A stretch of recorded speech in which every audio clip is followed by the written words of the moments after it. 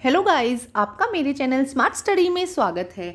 आज हम state counselling of education research and training की तरफ से दी जाने वाली एक्टिविटी शीट नंबर 61 करेंगे, जो कि क्लास 6 to 8 की है। ये activity sheet 6 class, 7th class और 8th क्लास के लिए कॉमन है। आज की एक्टिविटी शीट का सब्जेक्ट है इंग्लिश। आप अपनी इंग्लिश की नोटबुक में ये एक्टिविटी शीट कर सकते हैं। ये एक्टिविटी शीट 2 अप्रैल 2022 की है। तो आइए शुरू करते हैं आज की एक्टिविटी शीट।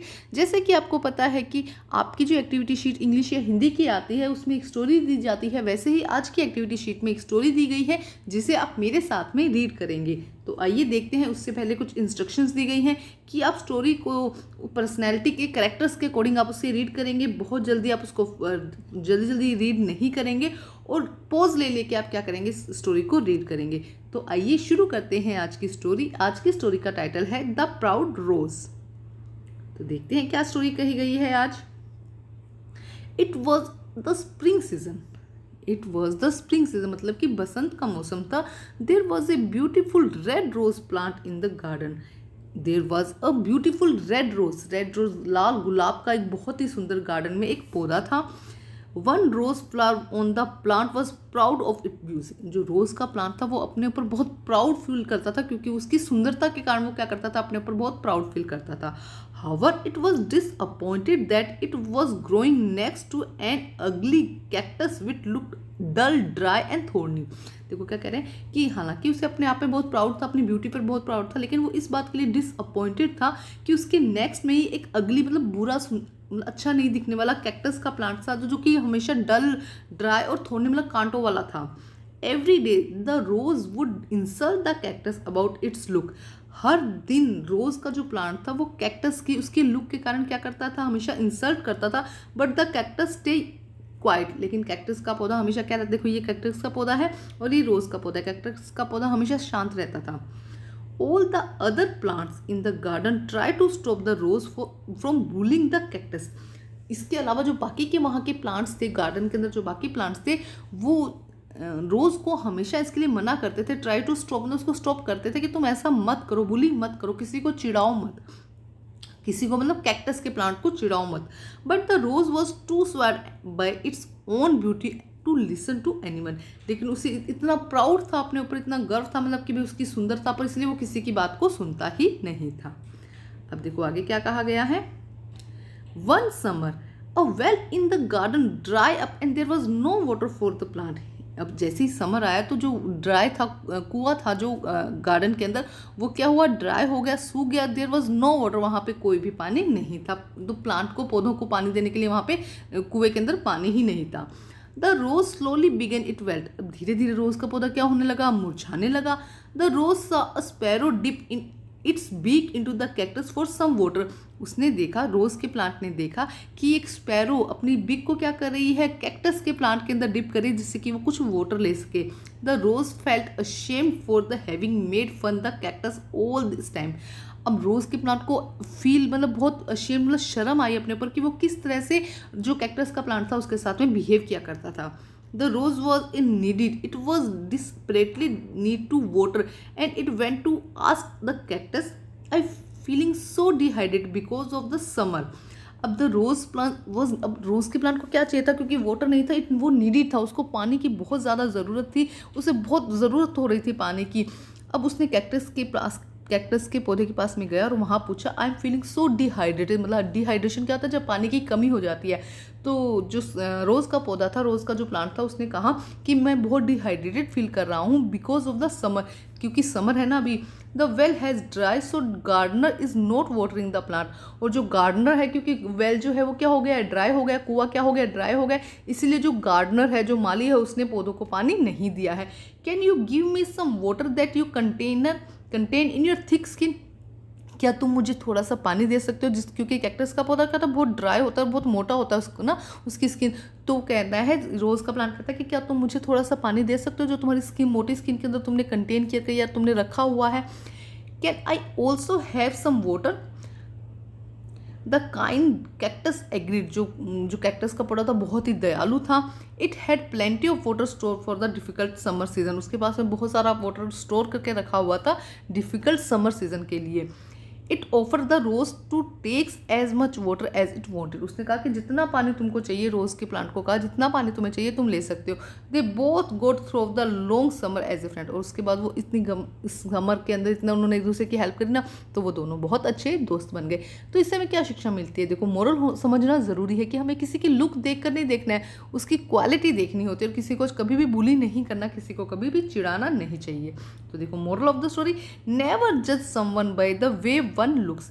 किसी को भी उसकी आउटर लुक देखकर, बाहर से उसको देखकर कि वो कैसा दिख रहा है, हमें कभी जज नहीं करना चाहिए। उसके बिहेवियर को समझना चाहिए, वो कैसा है वो समझकर हमें उसके साथ बिहेव करना चाहिए। तो अब करते हैं आज की एक्टिविटी शीट के क्वेश्चन। देखो क्या कहा गया है। क्वेश्चन नंबर 1 देखते हैं हम। Do reverse reading. आपको रिवर्स रीडिंग करनी, इसी से रिलेटेड पहले भी क्वेश्चन आया था। Reading the text story from the end to the page, from the right to left, from each line. Note a model reading by the teacher is suggest. Okay, देखो क्या करना है, हम यहाँ से रीड करते हैं, इसको आप रिटर्न में मत कीजिएगा, सिर्फ रीड कर लीजिएगा। जैसे कि देखो क्या करना है हमको रीडिंग में, किस तरह से करेंगे। Friend as summer long the through got both they wanted it as water much as take to rose the offered it. Season summer difficult the four store water of plenty had it. Agreed cactus kind the water some have also I can. Skin thick your in contain you that your water some me give. Can you. देखो you can ना तो थोड़ा सा difficult लगता है, लेकिन इससे क्या होता है, हमारी जो स्किल है ना रीडिंग की वो इम्प्रूव हो जाती है। Plants the watering note is gardeners the so dry has well the summer of the of because dehydrated so the feeling I am I. तो इस तरह से आप इसको रीड करिएगा, आपको मज़ा आएगा पढ़ने में। देखना कि ऐसा होता है कि बिना रीडिंग, क्योंकि कुछ सेंटेंस होते हैं जैसे हमेशा एम आई है ना, तो है ना आई एम, हम इसी तरह से रीड करते हो तो उसको रीड करने में थोड़ी सी डिफिकल्टी होती है। तो आप इस तरह से इसको फर्स्ट क्वेश्चन में सिर्फ रीड कर लीजिएगा, रिटर्न में मत करिएगा। क्वेश्चन नंबर 2 में देखो क्या कहा गया है। क्वेश्चन नंबर 2 रीड करते हैं हम। The story end with the cactus agree to help the rose plant. Do you think there could be another end of the story? Add your own twist on the story and rewrite the story in your own words. तो देखो story में क्या कहा गया था कि plants से, मतलब उसने क्या कहा था कि पानी मांगा था, तो है ना इसी तरह से स्टोरी थी। तो आप इसको अपने शब्दों में कुछ और इजी वे में बना दो, जिससे कि थोड़ी स्टोरी इंटरेस्टिंग बन जाए। तो आइए देखते हैं इसका आंसर हम। तो देखिए story answer number 2। It was spring, there was very beautiful flower in the garden. There was a rose flower which was very proud of its beauty. It was always sad because there was a cactus plant with him, due to which it felt insult. देखो क्या कह रहे हैं, यही वही story, बस उसी को देखो आसान शब्दों में मैंने लिखा है। It used to tease the cactus for its look. वो क्या करता था, हमेशा कैक्टस के प्लांट को टीज करता रहता था, चिढ़ाता रहता था। All the other plant in the garden prevent it from the doing so, but it did not listen to anyone. या उसको यहाँ पे कहते हैं कि सभी के सभी उसको रोकते थे, लेकिन वो किसी की बात नहीं सुनता था। When summer came, the only well in the garden dry up. जो एक ही वेल था वो क्या हो गया, ड्राई हो गया। Leaving no water from the plant, plant के लिए कोई पानी नहीं बचा। The rose plant also started withering slowly, but it saw that the cactus plant remained green as it. जब धीरे धीरे क्या हुआ, जैसे ही समर आई तो जो रोज़ का प्लांट था वो क्या हो गया, मुरझाने लग गया। लेकिन कैक्टस का प्लांट उतना ही एज ग्रीन एज था, जैसे कि पहले ग्रीन था वैसे ही ग्रीन था। रोज वॉज डीपली अशेम्ड, उसको फील हुआ कि देख जैसे ही मौसम चेंज हुआ मैं तो क्या हो रहा है, सूखता जा रहा हूँ, लेकिन जो कैक्टस है वो क्या है, उतना ही ग्रीन है। Oh what it had done and felt sorry. अब उसने क्या कहा, उसको बुरा लगा कि वो गलत बिहेव करता था, तो उसने सॉरी बोला। Then they become friend forever, और वो हमेशा के लिए दोस्त बन गए। तो इस तरह की सिंपल सी स्टोरी मैंने लिखी, आप इसके अंदर कुछ भी ऐड ऑन कर सकते हैं। अब हम देखते हैं क्वेश्चन नेक्स्ट। क्वेश्चन नंबर 3 में आप देखिए क्या कहा गया है। ऑल द प्लांट्स, देखो क्या है, all the plants oppose the bullying behaviour of the rose. Bullying is unpleasant behaviour. जितने बाकी प्लांट्स थे वो सब क्या कर रहे थे, जो रोज बुलिंग मतलब चिढ़ाने वाला काम कर रहा था ना प्लांट्स कैक्टस को, उसके लिए क्या कर रहे थे, उसको अपोज कर रहे थे, मतलब उसको अगेंस्ट हो गए थे सब। बुली इज अनप्लीजेंट बिहेवियर, जो किसी को चिढ़ाना होता है वो एक अच्छा बिहेवियर नहीं होता। What should one do if bullied? अगर किसी को कोई चिढ़ाता है तो उसे क्या करना चाहिए। Write at least 3 things you would do stop bullying behavior. ऐसी क्या 3 चीज़ें कर सकते हैं जिससे कि हम क्या कर सकते हैं, बुली बिहेवियर को स्टॉप कर सकते हैं। तो आइए देखते हैं इसका आंसर। तो देखो क्या आंसर होगा। First, report bullying. Report bullying का मतलब है कि अगर आपको कोई बुली कर रहा है, आपको कोई चिढ़ा रहा है, तो उसकी रिपोर्ट करो, अपने टीचर से करो, अपने पेरेंट्स से करो, मतलब जो भी आपके पास आपका बड़ा है उसे रिपोर्ट ज़रूर करो। Second, don't bully back. अगर किसी ने आपको चिढ़ाया है तो आप उसको वापस मत चिढ़ाओ, समझ रहे हो, तो वो नेक्स्ट फिर आपको चिढ़ाएगा और ज़्यादा जोर से तरीके से चिढ़ाएगा। तो फर्स्ट है कि रिपोर्ट बुलिंग, ज़रूर बुली कोई कर रहा है तो उसकी रिपोर्ट करो बड़ों को।